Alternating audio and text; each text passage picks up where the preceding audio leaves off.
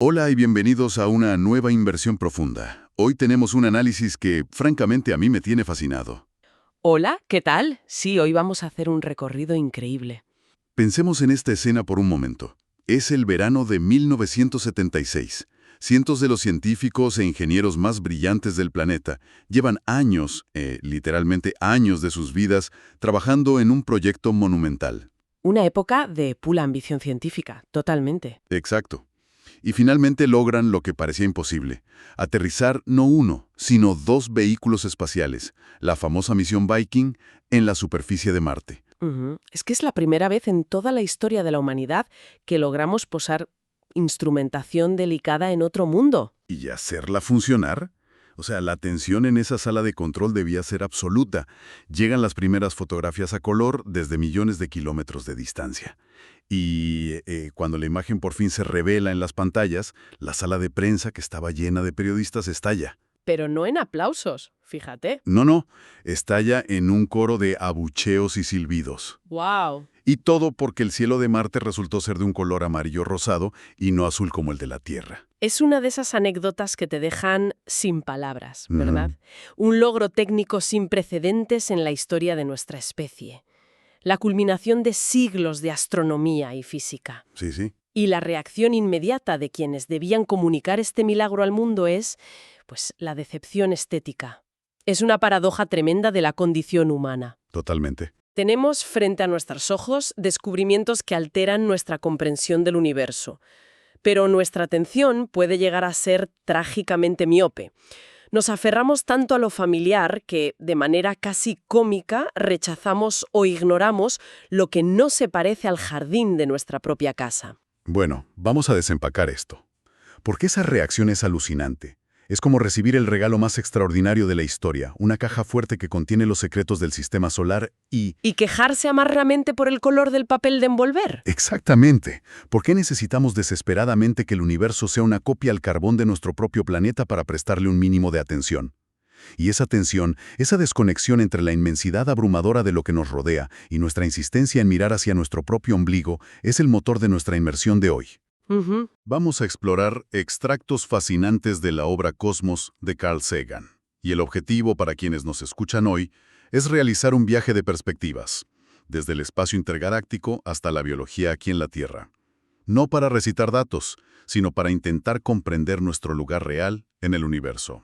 Y es un viaje indispensable. Lo fascinante aquí es que esa apatía específica, ese abucheo ante un cielo marciano rosado, no fue solo una anécdota curiosa. No.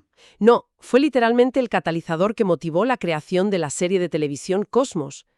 Sagan y su equipo se dieron cuenta de algo preocupante. La ambigüedad se toleraba muy poco. Claro, la gente quiere lo que ya conoce. Exacto. Existía un temor subyacente a que, si Marte o cualquier otro rincón del universo era demasiado distinto a la Tierra, la gente simplemente iba a cambiar de canal. O sea, subestimaban a la audiencia. Totalmente. Pero en lugar de rendirse y diluir la ciencia, decidieron apostar por lo contrario. Apostaron a que el público es mucho más inteligente de lo que los medios suelen suponer y que la realidad del universo, por extraña que sea, es infinitamente más cautivadora que la ficción. Y para apreciar esa realidad, primero hay que entender la escala, lo cual no es nada fácil. A los humanos se nos da fatal visualizar números grandes. Muy fatal. Hablamos del universo como si fuera un lugar más, como decir Europa o Asia. Pero la inmensidad del cosmos es algo que desafía por completo a nuestro cerebro evolutivo. Totalmente de acuerdo. Nuestro cerebro evolucionó para calcular la distancia a la que está un depredador o, no sé, la rama del próximo árbol. Claro, cosas inmediatas. Exacto, no para procesar el vacío intergaláctico. Por eso, en la astronomía, los kilómetros pierden todo su sentido. Usamos el año luz. Que mucha gente confunde con una medida de tiempo, por cierto. Sí, y vale la pena aclarar que un año luz no es una medida de tiempo, sino de distancia. Es el trayecto que recorre la luz en un año entero, viajando a 300.000 kilómetros por segundo. ¡Wow! Eso equivale a casi 10 billones de kilómetros. Solo un año luz. Y el universo observable tiene miles de millones de años luz de diámetro. ¿Es que te da vértigo solo de intentarlo? Y en esa inmensidad, solemos pensar que hay planetas, estrellas y galaxias por todas partes. Pero en realidad, la materia es la excepción. La gran excepción. Lo verdaderamente normal, el estado predeterminado del universo, es el vacío. Un vacío inmenso, oscuro, perpetuo y helado. Y esa es la lección de humildad cósmica más grande. Si por algún capricho estadístico arrojáramos algo al azar en algún punto del universo, la probabilidad de que cayera en un planeta, o siquiera cerca de uno, es ínfima. ¿De cuánto estamos hablando? Inferior a una parte entre 1.000 millones de billones de billones. Estamos hablando de un 1 seguido de 33 ceros. Una locura. En cualquier contexto práctico, esa probabilidad es cero. Así que nuestro Sol, nuestra Vía Láctea, este pequeño planeta azul, pues son anomalías increíblemente raras. Son joyas estadísticas en medio de un océano inabarcable de nada. Es una imagen poderosísima. Somos una rareza absoluta en medio de la nada.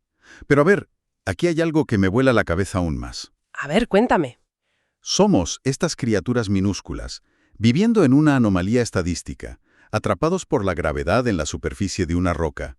Y sin embargo, sin salir de esa roca, sin satélites, sin computadoras, alguien logró medir exactamente el tamaño de este mundo. Ah, ya sé a dónde vas. Prisión planetaria. Y para entender ese salto cognitivo, tenemos que viajar al antiguo Egipto. ¡Qué buen viaje! Específicamente a Alejandría, en el siglo III a.C., para conocer a un tipo llamado Eratóstenes. Eratóstenes es una de esas figuras que parecen contener toda la curiosidad de una época. Era astrónomo, historiador, geógrafo, filósofo, poeta, matemático y además el director de la Gran Biblioteca de Alejandría. Que en ese momento era básicamente el epicentro intelectual de todo el mundo. Exactamente. Y su descubrimiento no empezó con telescopios ni complejas maquinarias, sino con algo que casi cualquiera habría ignorado. Un papiro, ¿verdad? Sí.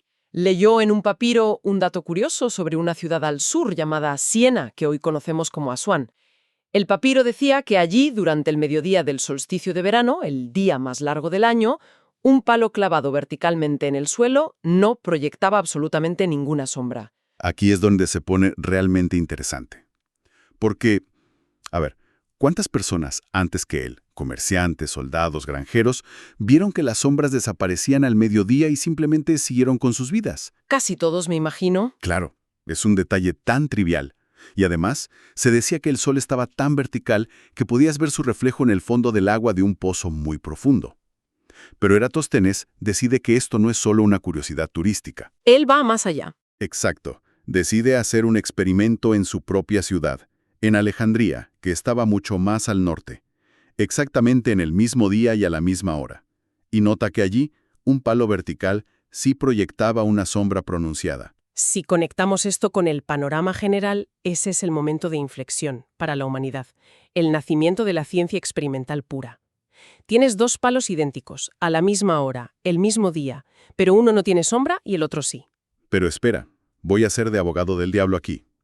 Si yo estoy en el mundo antiguo y veo que un palo no tiene sombra y otro a cientos de kilómetros sí la tiene, mi primera conclusión no sería necesariamente que el mundo entero es una esfera gigante. Claro, ¿podrías pensar otras cosas? Podría pensar que la Tierra entre las dos ciudades está inclinada, como una gran colina. O tal vez que el Sol es muy pequeño y está flotando muy cerquita de nosotros, justo encima de Siena. ¿Cómo dio Eratóstenes ese salto mental colosal? Es una excelente pregunta y ahí radica su genialidad.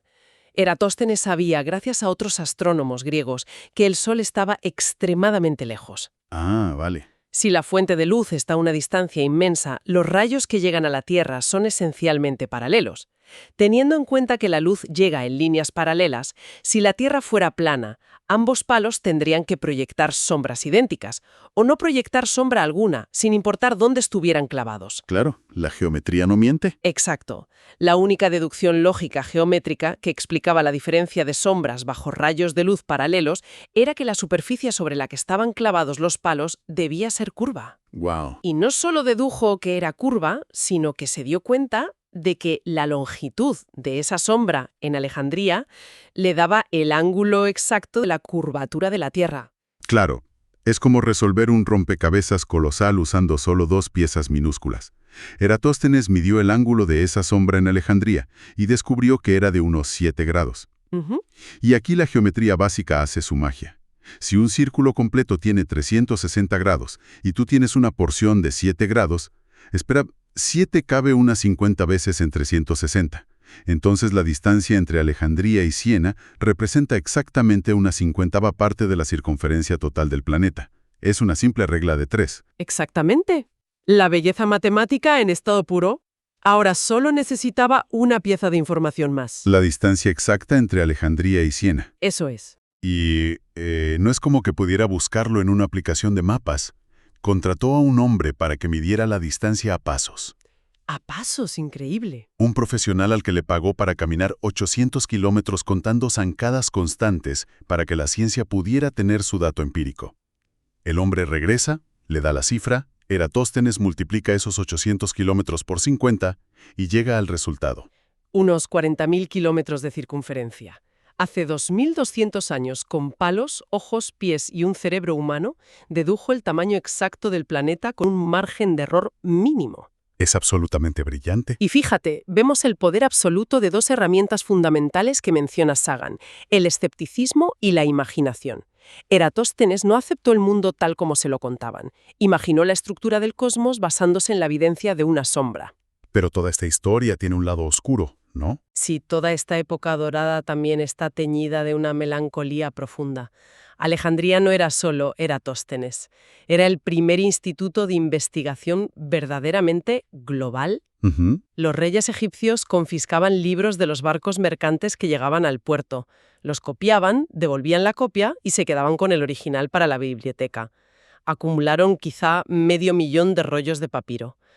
Era el archivo del conocimiento del mundo. Una locura de colección. Y allí, otro genio, Aristarco de Samos, dedujo siglos antes que Copérnico que la Tierra es un planeta que orbita el Sol. Y lo devastador es que la inmensa mayoría de ese conocimiento se perdió. La obra de Aristarco desapareció. Se hizo cenizas. A medida que la civilización clásica se desintegró, el fervor ciego, la intolerancia y el desprecio por la curiosidad científica terminaron por destruir la biblioteca de Alejandría. ¡Qué tragedia! Esto nos enseña una lección vital y, la verdad, aterradora. El progreso del conocimiento no es una línea recta garantizada, es una antorcha frágil que puede apagarse con facilidad.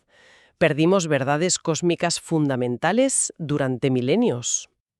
Y las consecuencias de perder eso son reales. Totalmente. Basta con pensar en cómo esa ignorancia alteró el curso del mundo.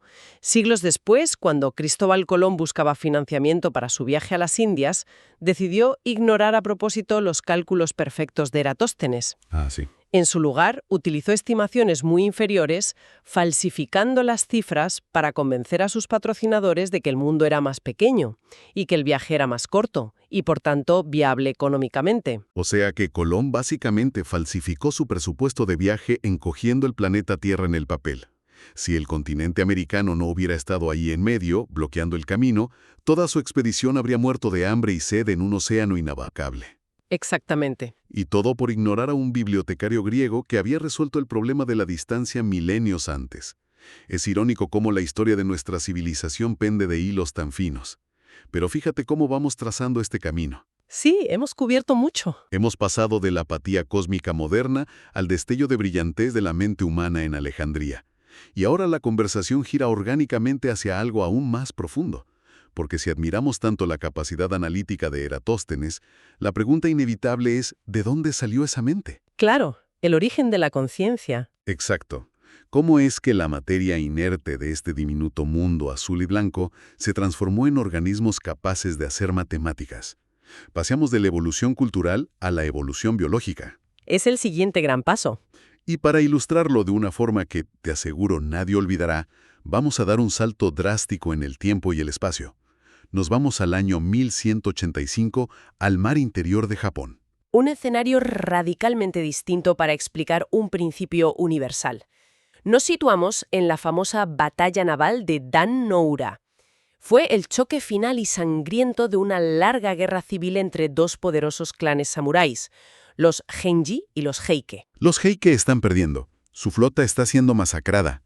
Y en medio del caos, en el barco principal, se encuentra el líder nominal del clan Heike, el emperador Antoku, que es apenas un niño. La imagen de esa escena es brutal.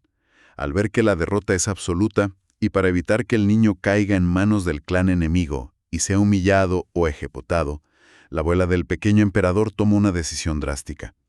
Lo levanta en brazos, se acerca a la borda del barco y le dice suavemente al niño que su nuevo Capitolio, su verdadero reino, está bajo el agua. ¡Qué fuerte! Y saltan juntos al mar abierto para ahogarse. El clan Heike es aniquilado ese día. Es uno de esos eventos históricos que deja una cicatriz imborrable en la cultura. Pero la historia tiene un epílogo rarísimo que no involucra a humanos, sino a crustáceos. Así es. La leyenda local sostiene que los espíritus de los guerreros Heike caídos no desaparecieron. En cambio, siguen vagando por el fondo del mar interior en forma de cangrejos. Cangrejo samurái. Sí, y no es una metáfora poética vacía.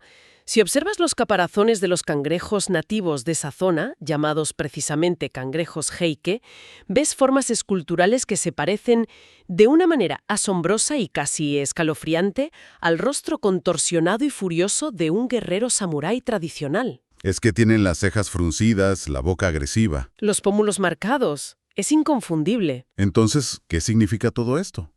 ¿Estamos diciendo que los espíritus de los samuráis realmente mutaron a estos animales por pura superstición? Por supuesto que no. Claro que no. Y al mismo tiempo, decir que la naturaleza formó caparazones idénticos a máscaras de samurái justo en el lugar donde murieron los samuráis, a ver, eso suena a una casualidad matemáticamente ridícula. Tienes toda la razón en dudar, y ahí es donde la ciencia forense de la evolución entra a desmitificar la leyenda. Esto plantea una pregunta importante. No fue magia ni fue casualidad ciega. Fue selección artificial inconsciente. Selección artificial inconsciente. Sí, las formas en los caparazones son características genéticas hereditarias. Imagina a un pescador japonés hace 800 años. Saca su red y empieza a clasificar los cangrejos. De repente ve uno que, por una ligera mutación aleatoria, tiene un patrón que le recuerda vagamente a un rostro humano. Tal vez solo dos bultos que parecen ojos. Exacto. Y claro, con la memoria de la batalla fresca en la mente cultural, el pescador se aterra. Siente un respeto supersticioso tremendo y lo devuelve reverentemente al agua. Claro, piensa que es el alma de un heike. Ese es el mecanismo exacto. Devolver a ese cangrejo específico al mar le permite sobrevivir y reproducirse. Mientras tanto, todos los cangrejos con caparazones normales se convierten en la cena. No dejan descendencia. Es como si la humanidad hubiera organizado un concurso de disfraces evolutivo donde el único premio por ganar es no ser devorado en la cena. Esa es una gran analogía. Si tu caparazón es liso, estás muerto. Si tu caparazón tiene una pequeña anomalía que parece una ceja humana fruncida, ganas el derecho a tener crías. Y generación tras generación, fuimos esculpiendo un rostro samurái. O sea, literalmente esculpimos a un animal vivo por pura superstición. Literalmente. Y si los seres humanos pudimos alterar dramáticamente a una especie silvestre en unos pocos siglos, o pensemos en cómo alteramos vacas lecheras o conejos domesticados por monjes en la Edad Media. Perros perdigueros, el trigo. Exacto. Si hicimos eso en tan poco tiempo, ¿qué nivel de transformación no podrá lograr la naturaleza operando durante miles de millones de años desde el Big Bang? Esa es la transición clave a la selección natural de Darwin y Wallace. Pero en la naturaleza, ¿quién es el pescador que decide qué cangrejo vuelve al agua? El pescador en la naturaleza es el propio entorno. Y las mutaciones son la materia prima. Funciona así. Nacen muchos más individuos de los que el ambiente puede sostener. Y al copiarse el código genético, ocurren errores, mutaciones aleatorias. Y el entorno actúa como el filtro. Exacto. El entorno es el escultor. Si una mutación fortuita hace que una polilla tenga el color exacto de la corteza de un árbol, sobrevive y pasa ese gen. La naturaleza es ciega. El medio ambiente simplemente elimina lo que no funciona. Las mutaciones aleatorias son la arcilla y el ambiente es el cincel constante. Y así, bajo esa simple pero implacable regla, la vida pasó de ser organismos simples a la deslumbrante diversidad de hoy, incluyéndonos a nosotros. Así es. Si sintetizamos el viaje intelectual que hemos hecho hoy, empezamos flotando en el vacío intergaláctico del cosmos. Aterrizamos en el antiguo Egipto para medir nuestro frágil planeta con un palo. Y buceamos en los mares de Japón para ver cómo la vida se moldea a sí misma para sobrevivir. Y lo más impactante es la conexión profunda de todas estas piezas. Somos materia del cosmos que se ha vuelto consciente. La misma fuga cósmica de la vida que toca su melodía en la Tierra podría estar sonando con diferentes contrapuntos en otras partes del universo. Y eso nos deja con un pensamiento provocador, una idea para que nuestra audiencia pueda masticar por su cuenta. Si la vida en la Tierra pasó de formas simples a humanos capaces de comprender el universo en una fracción minúscula de tiempo cósmico, y sabiendo que el universo tiene entre 15 y 20 mil millones de años, Es muchísimo tiempo. ¿qué pasa con los experimentos biológicos de la naturaleza en otras galaxias? Esa es la gran incógnita. ¿Cuántas otras bibliotecas de Alejandría en rincones lejanos del océano cósmico ya han descifrado los misterios que nosotros apenas empezamos a notar? ¿O cuántas han sido consumidas por el fuego de su propia incomprensión? Es una pregunta que te deja pensando toda la noche. Definitivamente. Ha sido un placer compartir este tiempo y agradecemos enormemente a quienes nos han acompañado en este análisis exhaustivo del origen y lugar de la humanidad en el cosmos. Hasta la próxima. Hasta luego. Y suscríbanse a este canal. Gracias.